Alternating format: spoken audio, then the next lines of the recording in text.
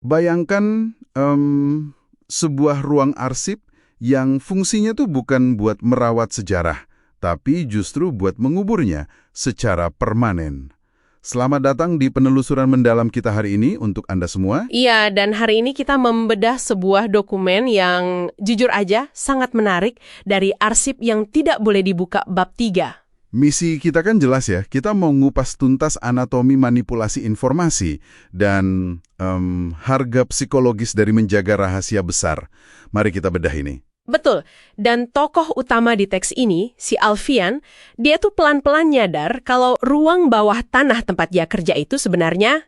Kayak mesin pencuci fakta gitu kan? Nah, tepat sekali. Itu bukan sekedar tempat nyimpen kertas aja, tapi sebuah rekayasa sistematis, di mana kerugian operasional tuh disulap jadi keuntungan di atas kertas. Dan aliran dana gelap diputihkan seolah-olah, itu tuh investasi sah ya kan? Iya benar, mekanisme manipulasi ini yang bikin dokumennya brilian banget secara struktural. Alfian tuh nggak cuma nemulin salah pembukuan biasa. Tunggu, maksudnya dia ngelihat keseluruhan algoritmanya? Iya, dia ngelihat kalau algoritma pelaporannya memang sengaja dirancang buat ngilangin jejak uang dan mengalihkan tanggung jawab. Dan di pusat pusaran itu ada satu nama besar. Betul, satu nama besar yang terus muncul sebagai penerima manfaat utama. Wow. Siapa nih sebenarnya? Politisi kotor atau gimana?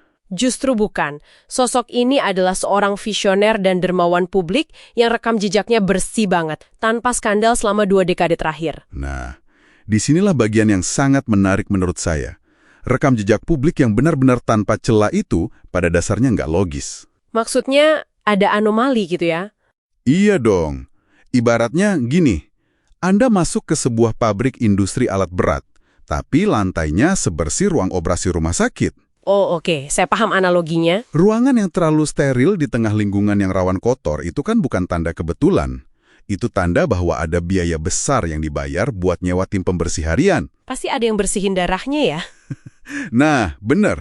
Dalam konteks elit kekuasaan ini, tim pembersihnya ya birokrasi dan orang-orang di belakang meja itu. Yang menarik di sini adalah gimana kesempurnaan tersebut justru menjadi indikator anomali yang paling jelas. Kok bisa gitu? Dokumen ini ngerinciin kalau tokoh-tokoh kuat gini nggak perlu hapus jejak kejahatan pakai tangan mereka sendiri. Mereka pakai institusi resmi ya pastinya. Betul banget. Firma Hukum Pelindung Yayasan Amal Ganda. Yayasan filantropi yang didirikan si nama besar ini aja, misalnya, nerima suntikan dana dari kerugian yang direkayasa tadi. Jadi sistemnya bekerja kayak saringan air berlapis gitu ya? Pas informasinya netes sampai ke publik, airnya udah kelihatan jernih dan berlabel kegiatan amal. Sangat rapi. Tapi, saya agak bingung di sini tentang dinamika antar karakter pas semua ini terkuak. Yang pas malam badai itu? Iya, ketika tekanan dari rahasia raksasa ini memuncak, Alfian kan akhirnya ngonfrontasi rekan kerjanya si Senja. Alfian nanya, apa Senja nggak takut? Pertanyaan saya, Senja ini kan megang rahasia operasional yang bisa ngehancurin kekaisaran si nama besar ini. Kenapa dia nggak pakai informasi itu jadi alat peras buat dapat uang? Atau minimal kabur aja gitu ya? Iya, bocorin ke pers secara anonim terus kabur jauh-jauh. Jadi, apa arti dari semua ini?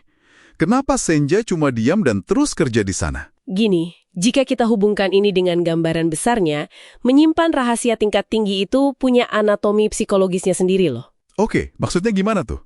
Sumber kita ngelihatin kalau bagi elit kekuasaan, ngasih akses rahasia ke bawahan itu bukan sebuah kelemahan.